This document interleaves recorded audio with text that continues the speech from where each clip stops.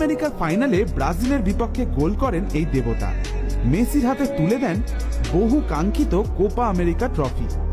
চোটের জন্য তিনি 2014 বিশ্বকাপ ফাইনাল খেলতে পারেননি। তিনি খেলতে পারলে ওই দিন হয়তো জার্মানির হাতে নয়, ট্রফি থাকতো আর্জেন্টিনার হাতে, মেসির হাতে, অ্যাঞ্জেল ডি মারিয়ার হাতে। কিছু কিছু খেলোয়াড় মাঠে নেমে সবটা উজাড় করে দেন, কিন্তু তবুও থেকে যান অন্তরালে। অ্যাঞ্জেল ডি মারিয়াও সেই রকম একজন খেলোয়াড়। ছোটবেলায় রোগা লিকলিকে ছেলেটি স্থির হয়ে বসে থাকতে পারত না। ডাক্তার ডি মারিয়ার মা বাবাকে বলেন যে ওকে ফুটবল খেলতে দাও। ব্যাস 3 বছর বয়স থেকেই মাঠে নেমে বল নিয়ে জাদু দেখাতো ছেলেটি। মারাদোনার দেশের এই ছেলের খেলা সবাইকে তাক লাগিয়ে দিত। ডি মারিয়া অসাধারণ ফুটবল খেললেও মা বাবার সামর্থ্য ছিল না ছেলেকে জুতো, বল এসব কিনে দেওয়ার। তাতেও কোনো পরোয়া নেই।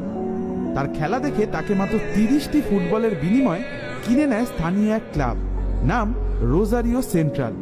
সেখানেই ফুটবলের বিভিন্ন টেকনিক্যাল